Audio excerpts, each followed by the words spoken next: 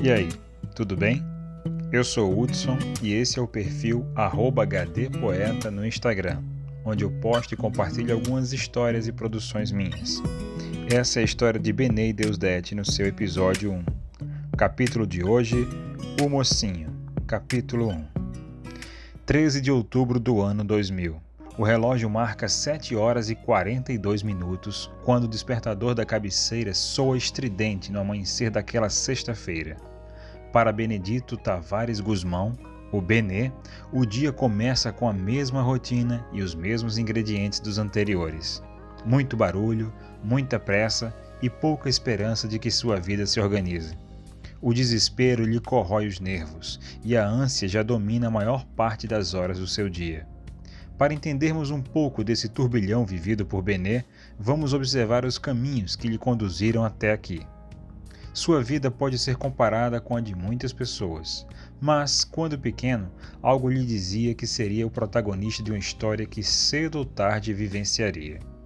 Filho de um garçom e uma dona de casa, Benê aprendeu desde pequeno a conviver com o pouco.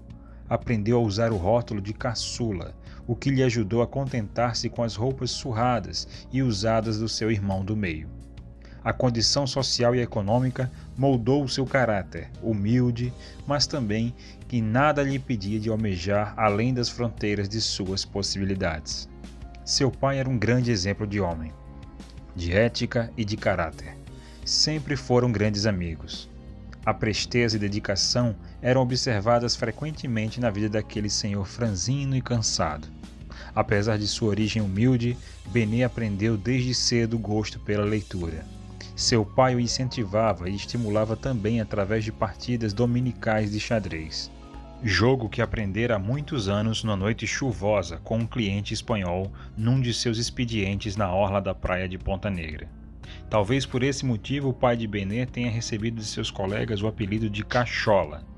Sua mãe deixara uma grande lacuna desde que faleceu há 10 anos.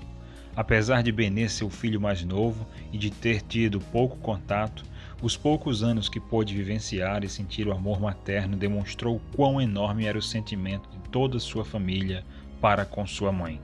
Nasceu e cresceu em Natal.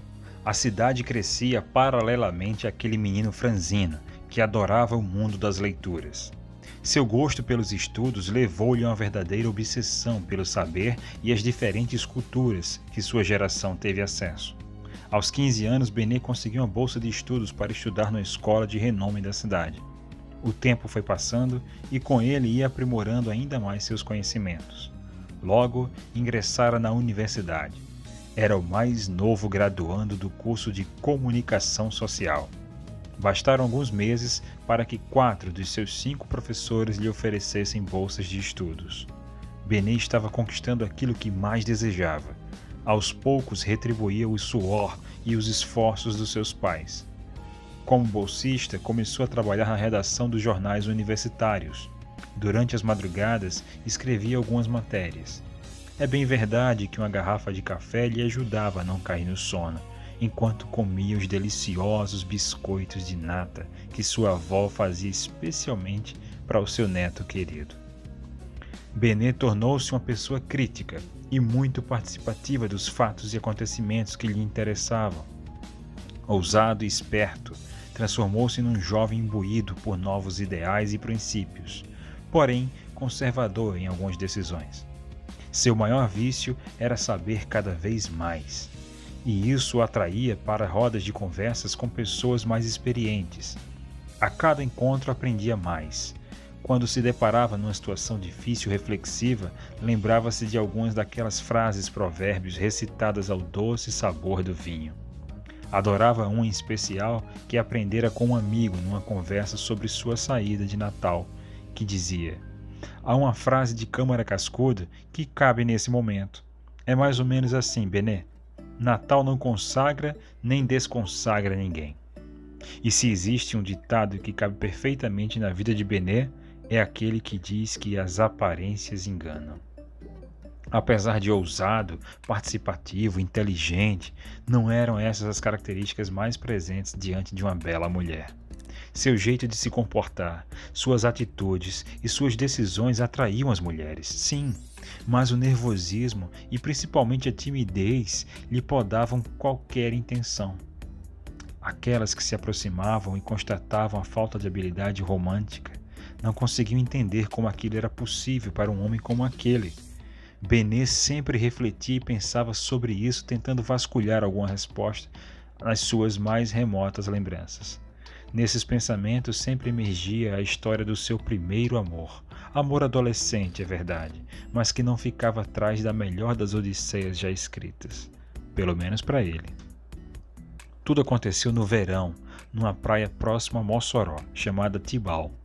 Aquela era a oportunidade de mostrar a Luísa o que ele realmente sentia durante 2 longos anos. Os dois estudavam juntos havia 4 anos. Assim que foram apresentados, viraram grandes amigos. Saíam e estudavam juntos. Entretanto, o tempo encarregou-se de mostrar que não há amizade entre homens e mulheres. A puberdade chegou de maneira que pôs todos os hormônios a ferverem e se agitarem. E, após 2 anos, Benê se viu diante do seu amor, olho no olho, confessando tudo o que passara durante aquele tempo e o que sentia. Os carinhos, o cheiro, as mãos dadas, o amor e o nervosismo daquela hora. Luísa levantou-se e disparou numa frase aquilo que viria a ser um dos piores pesadelos de Benê durante os próximos 3 meses. Não confunda as coisas. Você não serve para menina como eu. O máximo que podemos ser é... Respirou fundo e talvez tenha pensado em todas as palavras existentes no português. Não porque tentava preservá-lo, mas buscando uma palavra que definisse o relacionamento dos dois. Até que concluiu com um simples, seco e mortal: colegas. O máximo que podemos ser é colegas. Depois daquele episódio, Benê, que já era como era, reservou-se até que pudesse esquecer o que sentia por Luísa. Indignou-se com o ocorrido, pois descobriu que nunca foram sequer amigos. Se o lema de antes era estudar, agora seria estudar ao quadrado. Os anos passaram, até que em 1997, Benê finalmente formou-se como aluno de extinção, indo da universidade direto para o principal jornal de Recife, ligado ao GEM, o Grupo de Entretenimento e Notícias. Contratado como redator-chefe do jornal de maior circulação da capital pernambucana, Benê agora poderia ajudar financeiramente sua família, e assim o fez. Estava realizando-se profissionalmente, mas algo lhe faltava: adrenalina, riscos. Talvez o medo, o receio de perder o que teria pela frente impedia-lhe de arriscar, de viver fora do seu mundo e ir de encontro aos seus princípios, transgredir. Tentava não pensar em mudanças, mas era inevitável.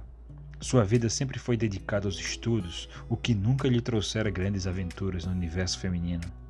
Era como se estivesse cansado de si, daquele jeito pacato e sereno que acompanhava sua trajetória até aquele momento. Estava disposto a mudar completamente o curso da sua vida. Decidiu que a partir daquele dia seria um novo homem. Diante do espelho, examinou-se dos pés à cabeça e decidiu que deveria começar pela barba. Alguns minutos depois, terminava de enterrar a antiga imagem que o espelho revelava.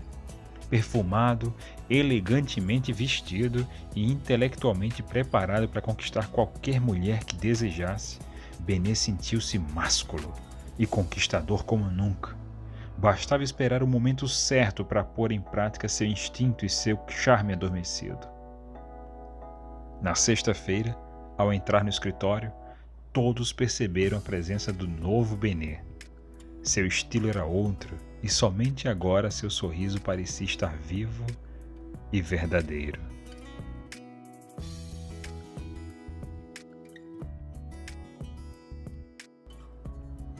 No próximo episódio, capítulo 2, Vermelho.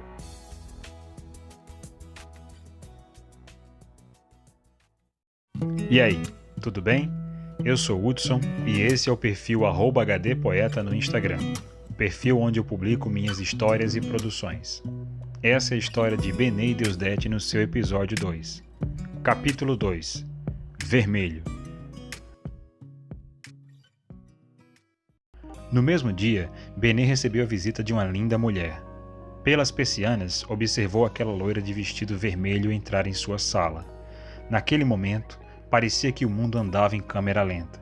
Seu nariz foi encharcado pelo doce e forte perfume que emanava dela. Com um toque sutil nas enormes e reluzentes madeixas, acomodou-se na poltrona e deu-lhe um sexy boa tarde. O tempo havia parado. Mesmo tendo o lindo decote que expunha parte do seu busto como atrativo, Benê não conseguia retirar os olhos dos seus lábios aveludados e cobertos pelo vivo vermelho do seu batom.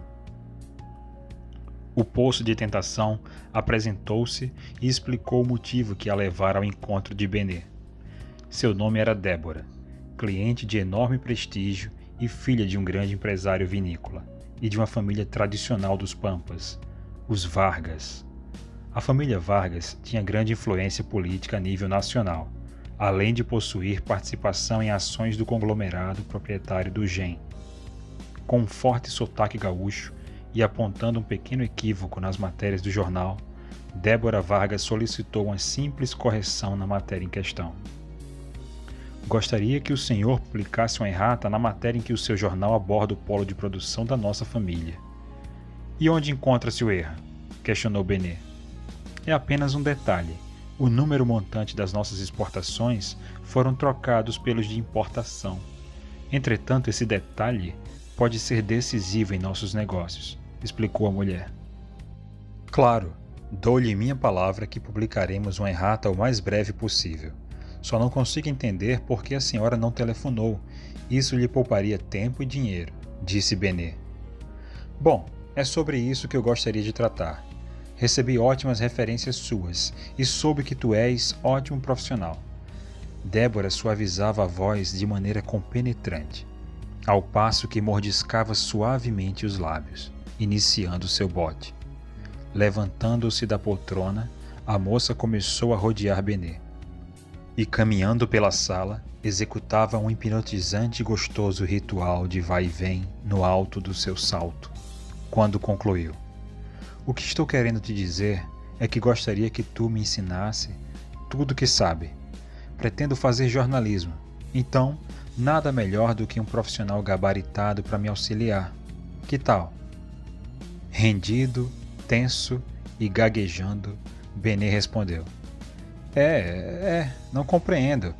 No seu estado existem muitos profissionais qualificados tanto quanto eu. E assim seguiu-se a conversa. E por que não poderia ser tu? Por nenhum motivo, a senhora pode contar comigo, sim. Farei de tudo para lhe ajudar. Ensinarei tudo o que sei. Com o olhar, Benê estudava a mulher de ponta cabeça e punia-se em pensamento. Calma, Benedito, você está no trabalho. A senhora Vargas percebeu seu olhar e soltou um escancarado sorriso. Foi quando Benê emendou: farei as devidas correções agora mesmo e na segunda-feira começamos o treinamento. Que bom! Tenho certeza que será uma ótima experiência para nós dois. Seria aquela a grande chance de dar um novo rumo à sua vida particular? Acreditava que não, pensava que sim, até porque sentiu reciprocidade e uma química selvagem singular. A sexta-feira havia sido ótima, muito enfadonha, porém produtiva e promissora. Chegando em casa, concluiu que um dia como aquele merecia um bom banho, uma boa comida e um momento musical sem igual. Ao som de Zé Cabaleiro e Gal Costa, Benê viajou mentalmente por cada milímetro do corpo da mulher rubra. A cada taça de vinho, um sorriso, uma gargalhada. Ali, esparramado no sofá, adormeceu aos sons do choro-canção da bossa nova. O relógio marcava 3h30 da madrugada quando Benê acordou com um barulho que vinha do lado de fora. Decidiu ir até a janela para tentar descobrir o causador daquela algazarra toda. Havia um lindo carro em sua calçada. Dele saía uma leve fumaça de cigarro pela janela. Com os olhos apertados e testa franzida, buscava um traço qualquer que identificasse os autores dos tragos. foi quando a porta abriu e de lá saiu Débora. A única palavra que lhe vinha à cabeça não poderia ser outra: vermelho. Sim, era a mulher de vermelho. Mesmo com o orvalho e o sereno que embaçava a cena no ar, observou e concluiu que, sem sombra de dúvidas, era a senhora Débora Vargas. Mais uma vez, tudo corria diante dos seus olhos em câmera lenta. Débora desceu do carro, passou pelo gramado, caminhou cambaleante e em companhia de uma mulher. Benê antecipou-se e correu em abrir a porta a fim de recepcioná-las. Ledo engano. Débora cruzou seu olhar em direção à casa vizinha e lá se acomodou para não sair mais, pelo menos naquela noite. Alguns dias se passaram e com eles a descoberta de que Débora era amiga de infância da vizinha de Benê e por conta disso estava hospedada por lá. A dama de vermelho passou a hospedar ainda os pensamentos calorosos do senhor Benedito. Desde sua chegada para o período de laboratório na redação do GEM, os rumos dos olhares e atitudes pareciam levá-la a trocar de anfitrião. Parecia. Capítulo 3. Deus Feminino. Era uma linda manhã de segunda-feira quando o senhor Lúcio Campos, sócio-presidente do GEM, Grupo de Entretenimento e Notícias, anunciou o nome da mais nova contratada da empresa, a experiente repórter Maria Deusdete de Noronha Madruga. Deusdete era uma pessoa sensível, natural de Paracuru, uma cidadezinha afetuosa e linda de tão organizada, famosa mundialmente pelos ventos fortes e propícios à prática esportiva. A cearense tinha coração enorme, recém-saída de sua fase balzaquiana, inteligente, bem-humorada e viciada em chamate com limão e bastante gelo. Os curtos cabelos negros reluzentes adornavam seus ombros de pele morena jambo. A encarnação da Índia Iracema em pessoa. Viúva de um jornalista, tentava entender a morte misteriosa do seu esposo, funcionário do GEM durante a primeira metade dos anos 90. O casamento curto deixara marcas em nome de anjo. Gabriel tinha 5 anos e era o ruivo mais lindo que poderia existir na vida de sua mãe. Quando a noite chegava, a carência dava vez aos afagos maternos e os chutes que levava ao dividir a cama com seu menino inquieto. Amanhecia e, como nos versos do Chico, tratava de abraçar a rotina numa relação uníssona. Despachava o Gabriel para a escola, engolia o café e colocava em prática os resquícios de uma vaidade adormecida. Sempre que podia, vestia sua cor predileta, azul. Nota do Google. De certa forma, se o vermelho é mudança e revolução, o azul denota passividade e delicadeza. Deusdete estava numa fase da vida em que o amor não era a prioridade. Vestia um lindo vestido azul, pedacinho do céu, quando adentrou a sala do editor-chefe do jornal e foi apresentada a Benê. Naquele segundo, descobriu que o cupido não respeitava prioridades. Independente de diferenças de idade, cor ou posição hierárquica, Benê só viu beleza, sentiu pureza, candura, sintonia. Se Débora evocava pensamentos picantes e censuráveis, o jambo de mulher que lhe estendia a mão naquele momento encarnou o Deus feminino que sua crença no amor verdadeiro nutria. Desnorteados pela mesma sensação, apresentaram-se numa realidade paralela, em que somente os dois podiam gozar. Se pudéssemos ler suas mentes naquele momento, talvez víssemos a mesma paisagem. Com o passar do tempo, o trabalho de Deusdete destacava-se por seu comprometimento, bom humor e maneira delicada de tratar assuntos ácidos que o cotidiano jornalístico imprime. De certa forma, buscava concentrar sua atenção no trabalho, numa espécie de cura para seus pensamentos negativos e para uma visita indesejada: a depressão. É que desde a perda do seu marido, o abatimento rondava a alegria da morena. Consolidada no GEM e cativando cada vez mais o carinho e admiração do Benedito, a moça andava reflexiva e introspectiva, quando optou em remediar-se com mais trabalho. Ao tomar conhecimento de uma reportagem investigativa acerca de crimes do colarinho branco, resolveu embarcar numa densa matéria que envolvia a suspeição de crimes de corrupção por parte das principais famílias políticas da região e do país. A matéria aproximou cada vez mais os dois. Logo, a parceria e afinidade profissional com Benê eclodia em meio à presença leiga e interesseira da Débora. Não estava explícito, mas uma áurea carregada, rajada e suspensa no ar compunha o cenário de um iminente triângulo amoroso durante aqueles meses de convivência na redação do GEM. A aproximação cada vez mais forte entre Benê e Deusdedit deixou Débora numa situação inédita de não abocanhar sua caça, e isso era agravado com o passar do tempo. A definição mais coerente e sensata era a de ciúmes, no plural. No próximo episódio, capítulo 4, Fel e Céu. E aí, tudo bem? Eu sou Hudson e esse é o perfil @HDPoeta no Instagram, onde eu posto minhas histórias e produções. Essa é a história de Benê e Deusdedit no seu episódio 3.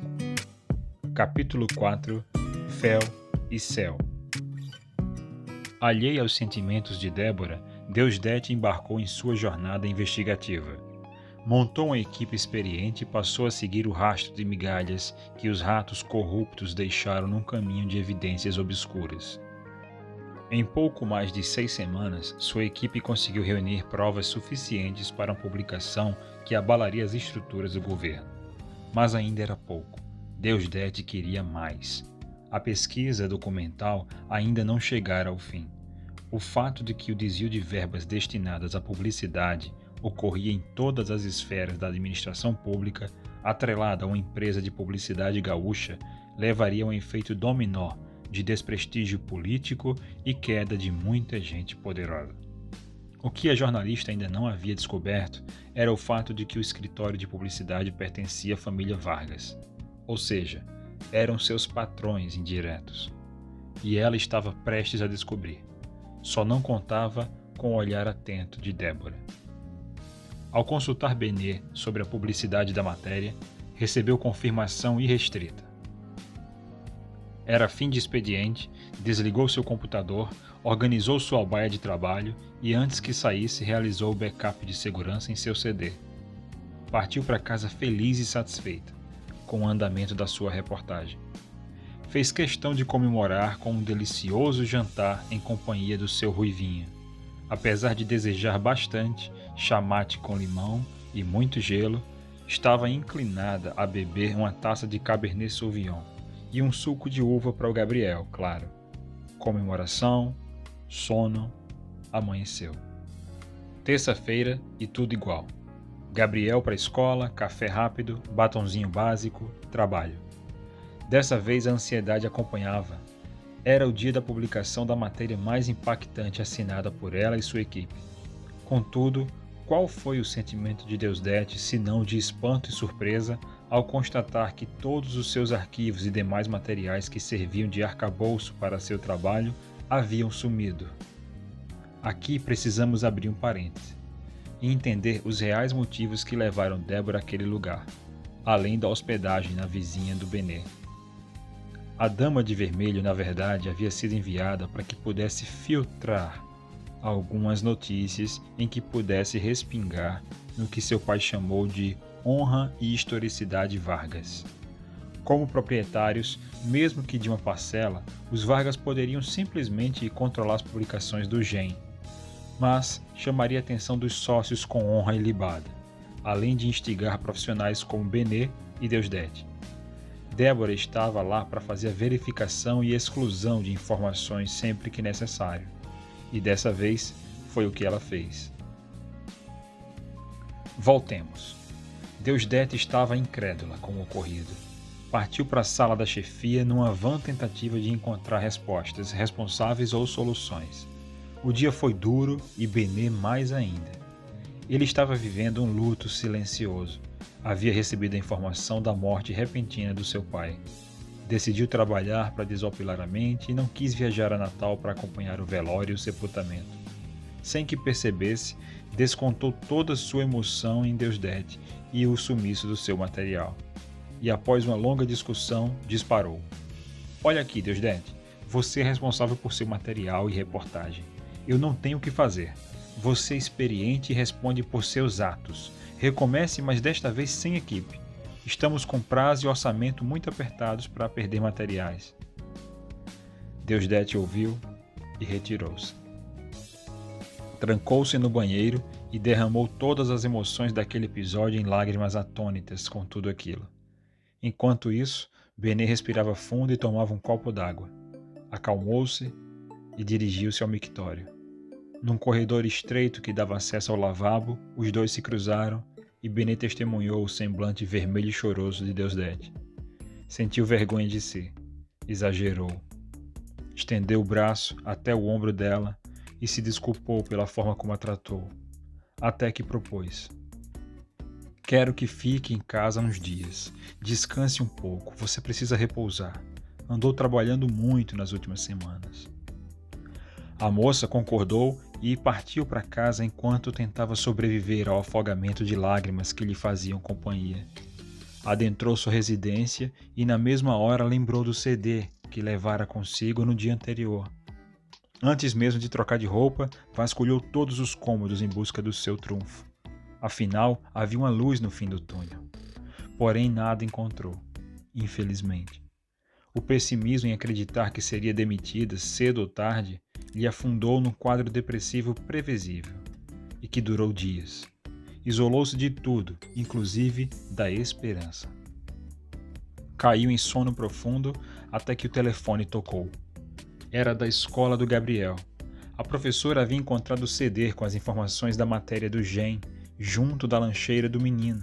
Entrou em contato tentando entender do que se tratava. Deusdedit havia misturado os lanches que sempre fizera para os intervalos do trabalho e da escola. Talvez tenha sido consequências do cansaço. Tudo poderia se resolver, e além do horizonte poderia haver um bom lugar para se viver em paz, conforme a letra do Roberto e do Erasmo. Nesse ponto, chegamos ao início da história. 13 de outubro do ano 2000, o relógio marca 7 horas e 42 minutos, quando o despertador da cabeceira soa estridente no amanhecer daquela sexta-feira. Para Benedito Tavares Guzmão, o Benê, o dia começa com a mesma rotina e os mesmos ingredientes dos anteriores. Muito barulho, muita pressa e pouca esperança que sua vida se organize. O desespero lhe corrói os nervos e a ânsia já domina a maior parte das horas do seu dia. Benê estava, na verdade, preocupado, já que as tentativas de contato com Deusdedit não davam em nada. Ligações e e-mails não surtiam efeito. Decidiu fazer-lhe uma visita. Era fácil encontrar seu endereço no RH. Em pouco tempo, Benê já estava na casa de Deusdedit e, após uma tarde de conversa franca e resiliente, decidiram que ela migraria para o departamento de mídias virtuais e portais de notícias, passando a publicar matérias online. Foi a maneira que encontrou de ajudá-la, já que poderia trabalhar da própria casa. Com o avançar das horas e proximidade da chegada de Gabriel da escola, os dois levantaram e caminharam em direção à porta, para a despedida. Entretanto, o destino ainda revelava grandes emoções para aquela tarde, que iniciou-se com a seguinte fala de Benê. Que bom que conseguiu recuperar o material e agora poderá finalmente publicá-lo. Fico feliz em poder te ajudar, mas lamento pelo fato de agora te ver cada vez menos. Vai ser difícil se acostumar. Mas agora você já sabe onde moro. Se você se acostumar com o caminho, pode vir sempre que quiser, provocou Deusdedit.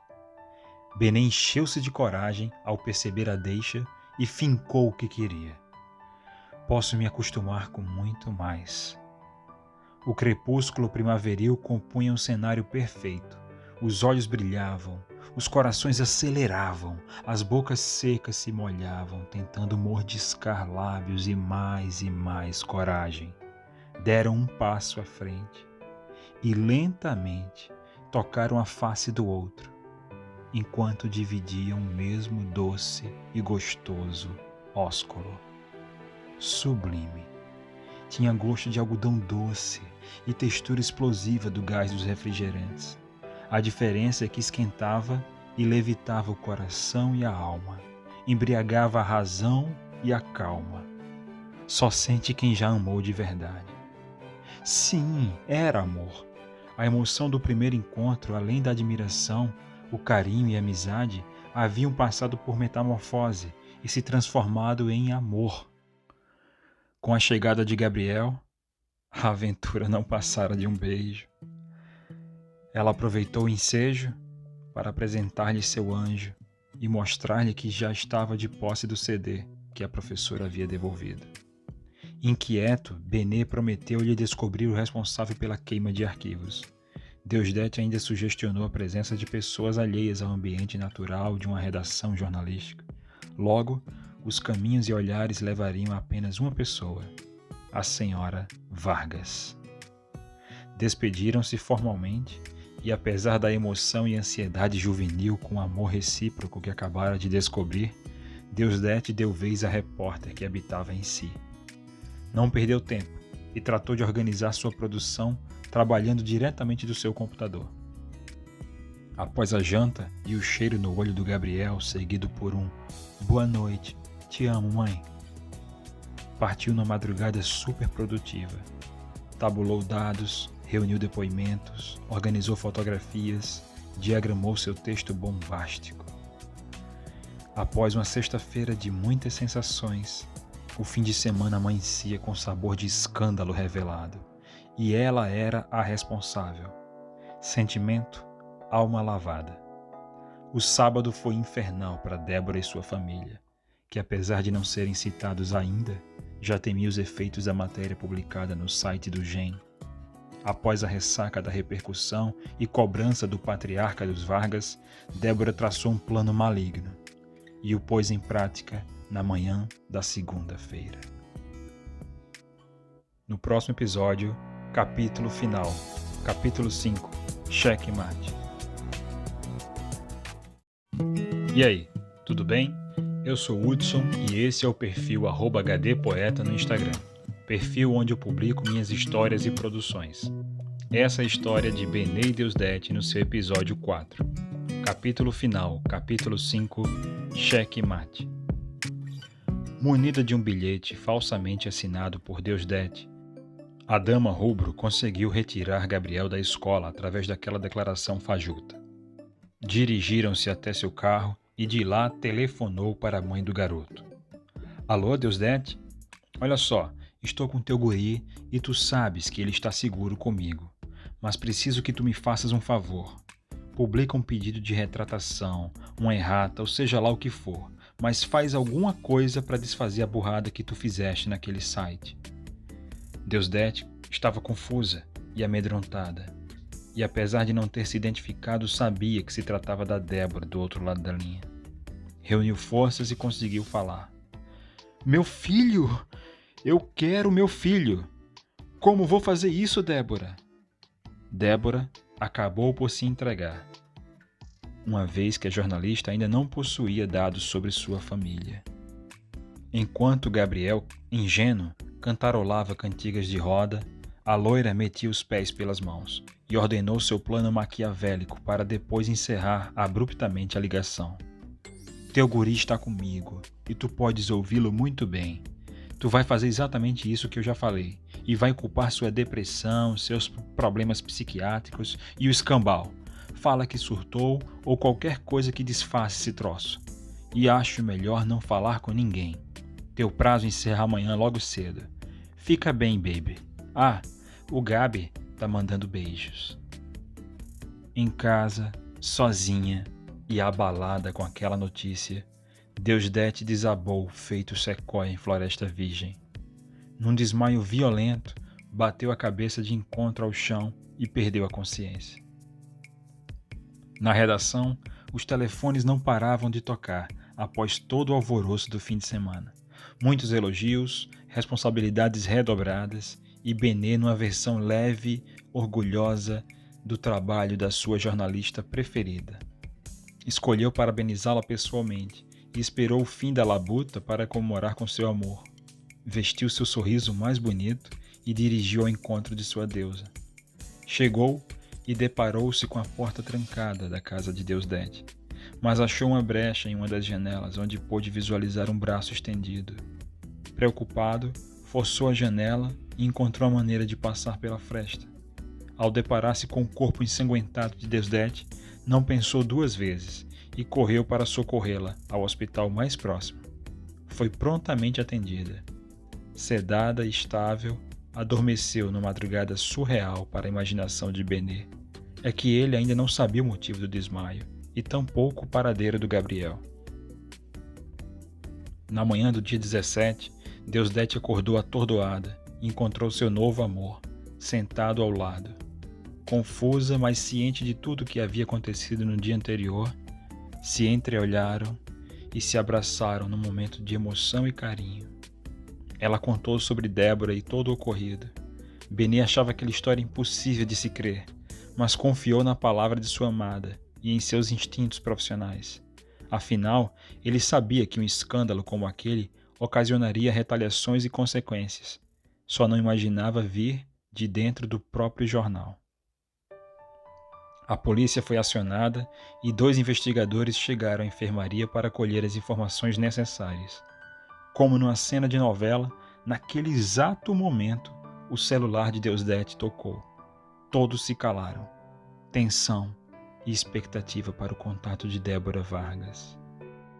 Na verdade, era a chamada da professora do Gabriel informando sobre sua ausência na escola e dizendo ainda que uma mãe teria visto o menino passeando no shopping ali próximo, acompanhado da tia que o teria pego no dia anterior. Agradecida pelas informações e discrição da escola, Deusdete passou todas as informações para a polícia. Naquele instante, ela se questionou por um breve momento se o seu ex-marido teria sido vítima de algo parecido, mas não havia provas. Cientes do paradeiro da Dama de Vermelho, os investigadores acionaram as equipes para um plano milimétrico de resgate. Através de contatos com a administração do shopping, obtiveram a confirmação da presença da procurada e da vítima. Numa emboscada arquitetada através do trabalho conjunto das polícias civil e militar e realizada no estacionamento do estabelecimento, com algum tempo de espera e sem nenhum disparo de arma de fogo realizado, os policiais de Recife lograram êxito. Gabriel correu para os braços da mãe, abraçando-a num laço infinito, num nó cego pelo amor maternal, pela saudade e pelo susto que passaram. Débora foi presa em flagrante. Durante seu julgamento, resolveu permanecer em silêncio, conforme a orientação de sua defesa. Foi condenada por sequestro com agravante pelo fato da vítima ser uma criança, indefesa. Mesmo com os depoimentos de Deusdete, num jogo de corruptores e corruptivos do judiciário, a família de Débora nunca foi descoberta. Para o júri, a motivação do crime foi passional. O grupo de entretenimento e notícias, o GEM, não deu andamento às investigações jornalísticas de Deusdete e sua equipe, acerca da matéria sobre o desvio de verba pública destinada à propaganda, postada em seu portal de notícias e que ficou conhecida como o escândalo do propagandão. Resolveram afastar os profissionais envolvidos sob o pretexto de que haviam vivenciado forte emoção durante uma ação policial de cunho particular, dizia a nota, deixando-os abalados emocionalmente para exercer suas funções dentro da normalidade. Vencido o trauma, juntando suas economias e valores rescisórios recebidos num acordo pomposo, meses depois de afastamento do trabalho, Benê, Deusdete e Gabriel resolveram mudar-se para a capital paraibana, carinhosamente conhecida por Jampa. Era um paraíso de calmaria e um sonho comum ao casal. Havia também o bônus por estarem um pouco mais próximos de suas famílias em Natal e Paracuru. Fundaram um jornal em João Pessoa. Após alguns anos de muito sucesso profissional e harmonia na vida amorosa, trajavam o mesmo azul de outrora, quando casaram em plena areia fininha da praia de Cabo Branco. Ficaram bem, estavam felizes, descobriram as diferenças e encobriram de verdades e superação as fantasias de um final feliz.